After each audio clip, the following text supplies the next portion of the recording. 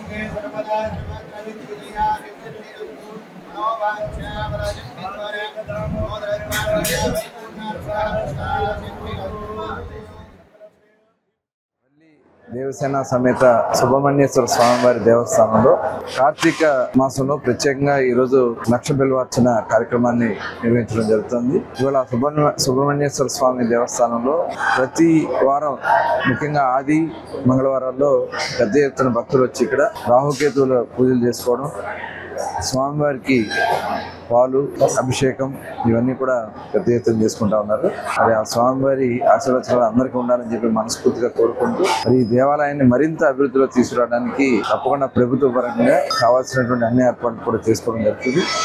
భక్తులు కూడా చాలా పెద్ద ఎత్తున వస్తూ ఉన్నారు. వచ్చిన వాళ్ళకి ఒక నమ్మకం, పుట్టింటికలు కానీ, చెవులు కుట్టిస్తాం కానీ, అన్నప్రసన్నలు కానీ ఒక ప్రత్యేకంగా కార్యక్రమాలు నిర్వహించబడతా ఉంటాయి. స్వామివారి ఆశీర్వచనాలు అందరికీ ఉండాలని చెప్పి మనస్ఫూర్తిగా కోరుకుంటూ ఆంధ్రప్రదేశ్ను పెట్టుబడుల హబ్గా మార్చేందుకు సీఎం చంద్రబాబు, మంత్రి నారా లోకేష్ ఎంత వ్యూహాత్మకంగా శ్రమిస్తున్నారో నిరూపణగా విశాఖలో సిఐఐ భాగస్వామ్య సదస్సు నిలిచిందని ఎమ్మెల్సీ పంచుమర్తి అనురాధ అన్నారు.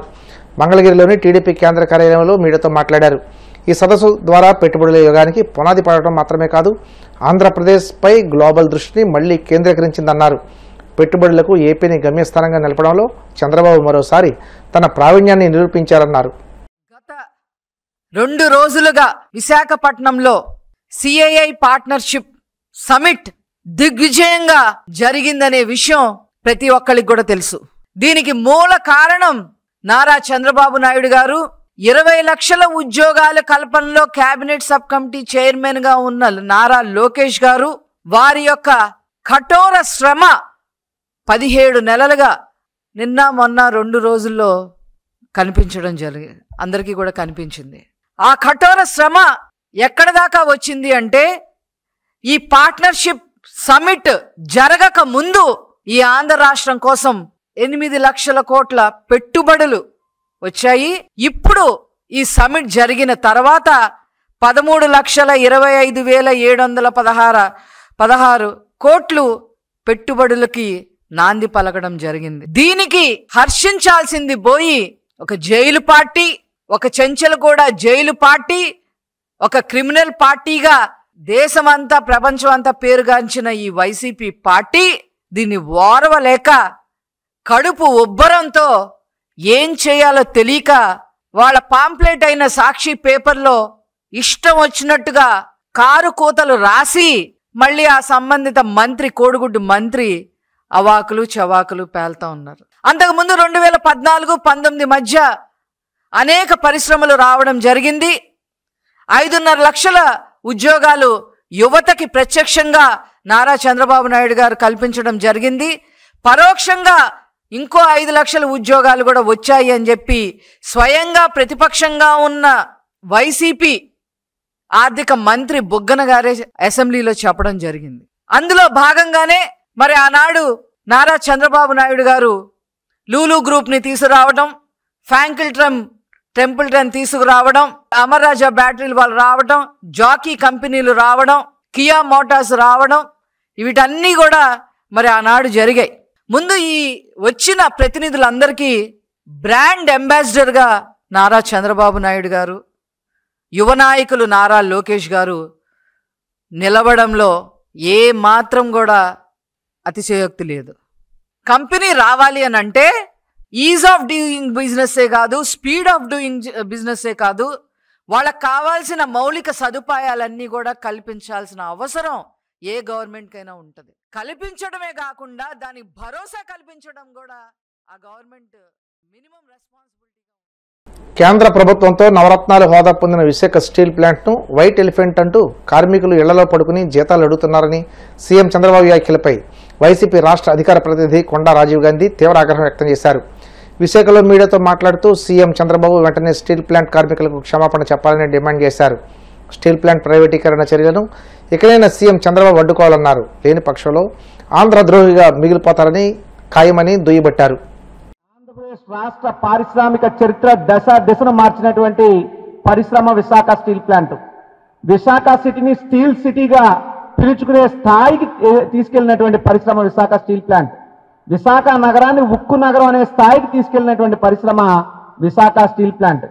అటువంటి విశాఖపట్నం స్టీల్ ప్లాంట్ను ఉద్దేశించి, అటువంటి విశాఖపట్నం స్టీల్ ప్లాంట్ కార్మికులను ఉద్దేశించి మీరు వైట్ ఎలిఫెంట్ అని, ఇళ్లలో పడుకుంటున్నారని కార్మికులను అవమానిస్తూ స్టీల్ ప్లాంట్ను అవహేళన చేస్తూ మీరు మాట్లాడడం అంటే చంద్రబాబు నాయుడు గారు ఎందుకు ఈ మాట వచ్చిందని అడుగుతున్నా మిమ్మల్ని నేను. నాకైతే అనిపిస్తా ఉంది, అధికారం అనే అహంకారం తలకెక్కి ప్రైవేట్ అనే వేటు స్టీల్ ప్లాంట్ మీద వెయ్యాలనే ఉద్దేశంతో స్టీల్ ప్లాంట్ ని అవమానకరంగా మాట్లాడారు. నిజంగా విశాఖపట్నం స్టీల్ ప్లాంట్ ని ప్రైవేటైజ్ చేయడమే మీ ఆలోచన అయితే, మీ ప్రభుత్వం యొక్క నిర్ణయం అయితే, మీ పరిపాలనా విధానం అయితే ఇదే ఒక అంశాన్ని ఎన్నికలకు ముందు మీరు చెప్పుండొచ్చు కదా. ఎన్నికల వేళ విశాఖపట్నం స్టీల్ ప్లాంట్కి వచ్చి కార్మికుల కాళ్ళు గడ్డాలు పట్టుకుని బతిమాలి బామాలి ఓట్లు వేయించుకుని ఈ రాష్ట్రంలోనే హైయెస్ట్ మెజారిటీ ఇచ్చిన నియోజకవర్గం గాజువాక, అందులో సింహ భాగం స్టీల్ ప్లాంట్. అంటే ఈ రాష్ట్రం హైయెస్ట్ మెజారిటీ ఇచ్చినటువంటి నియోజకవర్గంలో ఉన్నటువంటి ఇంత పెద్ద సంస్థలు మీరు ప్రైవేటైజ్ చేస్తున్నారంటే రాష్ట్రంలో మిగతా నియోజకవర్గాల పరిస్థితి ఏంటి, ఈ రాష్ట్రంలో పరిపాలనా వ్యవస్థ ఎలా ఉంది అని చెప్పడానికి వేరే ఉదాహరణ ఏం కావాలి? అప్పుడు నమ్మించి ఓట్లు వేయించుకున్నటువంటి మీరు ఈ రోజు విశాఖ స్టీల్ ప్లాంట్ గుండెల మీద తంతున్నారు, కార్మికుల గుండెల మీద తంతున్నారు. ఆ రోజు మీ అవసరం కాబట్టి కాళ్ళు పట్టుకున్నారు, ఈ రోజు అవసరం తీరిపోయింది కాబట్టి ఆ కార్మికుల్ని అవహేళన చేస్తున్నారు. ఏం మాట్లాడతారు మీరు? కార్మికులు ఇళ్లలో పడుకుంటున్నారా? పని చేయట్లేదా? కార్మికులే గనక ఇళ్లలో పడుకుని ఉండుంటే మీకు తెలియదేమో, కరోనా కష్టకాలంలో మీరు ఇళ్లలో పడుకున్నారు, ఇంటికి తలుపులకి తాళాలు వేసుకుని హైదరాబాద్లో మీరున్నారు. కాబట్టి మీకు ఇక్కడ విశాఖ స్టీల్ ప్లాంట్లో కార్మికులు చేసినటువంటి త్యాగాలు మీకు కనబడవు, మీకు తెలియవు, మీకు గుర్తురావు.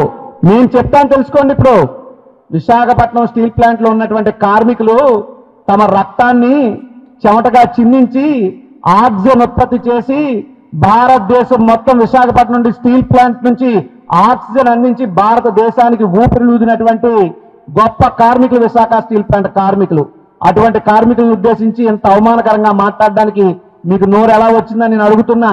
మీరందరూ కూడా ఎన్నికలకు ముందు మీ యొక్క స్టాండ్ ప్రైవేటైజ్ అని చెప్పుంటే బాగుండేది, కానీ ఎన్నికల సమయంలో మీరు ప్రతిపక్షంలో ఉండగా జగన్మోహన్ రెడ్డి గారి మీద అనేక దుష్ప్రచారాలు చేశారు స్టీల్ ప్లాంట్ కోసం. నిజం ఇప్పటికే ప్రజలకి కార్మికులకి అర్థమైంది. జగన్మోహన్ రెడ్డి గారు ముఖ్యమంత్రిగా ఉన్నంత కాలం విశాఖ స్టీల్ ప్లాంట్ మీద ఏక వాళ్ళనివ్వలేదు మా నాయకుడు ముఖ్యమంత్రి జగన్మోహన్ రెడ్డి గారు, నాటి ముఖ్యమంత్రి. ఆయన అధికారంలో ఉండబట్టే విశాఖపట్నం స్టీల్ ప్లాంట్ కార్మికుల జీతాలు ఏనాడు ఆగలేదు. కానీ ఈ రోజు పరిస్థితి, ఉచిత వైద్య శిబిరాలను ప్రజలు సద్వినియోగం చేసుకోవాలని ఏలూరుపాడు లయన్స్ క్లబ్ అధ్యక్షులు దాట్ల శ్రీనివాసరాజు అన్నారు. పశ్చిమ గోదావరి జిల్లా కాళ్ళ మండలం ఏలూరుపాడు గ్రామంలో ఆర్య వైశ్య కళ్యాణ మండపంలో ఏలూరుపాడు లయన్స్ క్లబ్ ఆధ్వర్యంలో ఏలూరు ఆశ్రమ హాస్పిటల్ వైద్య బృందం సౌజన్యంతో ఉచిత మెగా వైద్య శిబిరం నిర్వహించారు. వైద్య శిబిరంలో కంటి, చెవి, ముక్కు, గొంతు మహిళలకు సంబంధించిన వ్యాధులు, మోకాలు, నడుము నొప్పులు, ఎముకలు, కిడ్నీ స్టోన్స్, గుండె సంబంధిత వ్యాధులకు ఉచితంగా వైద్య పరీక్షలు నిర్వహించి మందులు అందజేశారు. వైద్య పరీక్షల అనంతరం అవసరమైన వారికి ఆరోగ్యశ్రీ ద్వారా ఏలూరు ఆశ్రమ హాస్పిటల్లో ఉచితంగా ఆపరేషన్లు నిర్వహిస్తారని నిర్వాహకులు తెలిపారు. ఈ కార్యక్రమంలో Lions second vice district governor RVS Suryanarayanaraju, RCVV Krishnaraju, ZC Mutapalli Srinivasarao, Lions Mantena Venkata Ravivarma, Kanagarla Madhusudanarao, doctor బాలాజీతో పాటు ఆశ్రమ హాస్పిటల్ సిబ్బంది పాల్గొన్నారు. లయన్స్ క్లబ్ ఆధ్వర్యంలో ఏలూరు ఆశ్రమ హాస్పిటల్ వారి వైద్య బృందంసే లయన్స్ క్లబ్ తరపున ఏలూరుపాడు పరిసర గ్రామ ప్రాంత ప్రజలందరికీ ఒక మెగా వైద్య శిబిరాన్ని ఈరోజు మేము ఏర్పాటు చేయడం జరిగింది. మొత్తం ఇటు కృష్ణా పరిసర ప్రాంతాలు కానీ ఇటు అష్టగోదావరిలో ఉన్న పరిసర గ్రామాల నుంచి కూడా ఈ క్యాంప్కి భారీగా ఆరోగ్య సమస్యలని రెక్టిఫై చేసుకోవడం కోసం పేషెంట్లు తరలి రావడం జరిగింది. అలాగే ఏలూరు ఆశ్రమ హాస్పిటల్ నుంచి వివిధ రంగాలకు చెందిన సీనియర్ వైద్యులు వచ్చి వారి యొక్క సర్వీస్ని ఇక్కడ ఇవ్వటం జరిగింది. వాళ్ళకి కావాల్సినవన్నీ కూడా టెస్టులు చేసి మెడిసిన్స్ అవసరమైన వారికి మెడిసిన్ చేసి పంపిణీలు చేసి, అలాగే ఎవరికన్నా కానీ శస్త్రచికిత్సలు అవసరమైతే ఉచితంగా ప్రభుత్వం యొక్క ఆరోగ్యశ్రీ పథకం కింద అక్కడ ఏలూరు హాస్పిటల్లో ఉచితంగా వైద్య శస్త్రచికిత్సలు కూడా నిర్వహించడం చేస్తున్నారు. మన ఆశ్రమ హాస్పిటల్ నుంచి ఐ క్యాంపు, అలాగే హార్ట్కి సంబంధించింది జనరల్ చెకప్లు అన్నీ కూడా చేసి ఈ ఏలూరుపాడు చుట్టుపక్కల ఉన్న గ్రామాలందరూ కూడా వచ్చి సుమారుగా 200 మంది 200 పైన వచ్చి వైద్యం చేయించుకోవడం జరిగింది. వాళ్ళందరికీ వాళ్ళ ఆరోగ్య రీత్యా ఎలా ఉంది, వాళ్ళు ఏం జాగ్రత్తలు తీసుకోవాలనేది కూడా ఏలూరు ఆశ్రమం నుంచి వచ్చిన డాక్టర్ బృందం అంతా కూడా తెలియపరిచి వాళ్ళందరినీ కూడా ముందుగా వాళ్ళకు ఉన్న ఆరోగ్య పరిస్థితి తెలియపరిచి వైద్యానికి చేయడం జరిగింది. అలాగే వారికి కావాల్సిన అన్నీ కూడా మన ఇక్కడ ఈ మెడిసిన్స్ కానీ అన్నీ కూడా ఇస్తున్నారు. ఈరోజు ఈ క్యాంప్కి ఆశ్రమం హాస్పిటల్ నుండి ఆర్థోపెడిక్ డాక్టర్స్, అలాగే ఐ స్పెషలిస్ట్, ఇంకా general medicine, OBG, gynaecology, paediatric సంబంధించిన డాక్టర్స్ ఈరోజు ఇక్కడికి రావడం జరిగింది. ఇక్కడ వాళ్ళు జనరల్ చెకప్ చేసి ఎవరికైతే మెడిసిన్ ద్వారా క్యూర్ అవుతుందో వాళ్ళకి మెడిసిన్స్ అందించడం జరిగింది. ఎవరికైతే సర్జరీస్ కానీ, మోకాళ్ళ సర్జరీస్ కానీ, ఐ సర్జరీస్ కానీ, ఇంకా వివిధ హార్ట్కి సంబంధించిన ఇంకా ఫర్దర్గా ఏమన్నా చేయాలన్నా కూడా ఇవన్నీ కూడా ఉచితంగా ఆరోగ్యశ్రీ ద్వారా ఏలూరు ఆశ్రమ హాస్పిటల్స్ వారు ఉచితంగా ఏలూరు ఆశ్రమ హాస్పిటల్ వారి ద్వారా మెగా వైద్య శిబిరం ఏర్పాటు చేసినాము. ఇందులో 8 రకాలకు సంబంధించిన వైద్యులు వచ్చి అన్ని పరీక్షలు చేసి మందులు ఉచితంగా ఇచ్చారు. ఆపరేషన్ అవసరమైన వాళ్ళకి వారు స్వయంగా ఏలూరు తీసుకెళ్లి అక్కడ ఆపరేషన్ ఉచితంగా చేస్తారు. ఇప్పుడు కాసేపు ప్రకటనలు.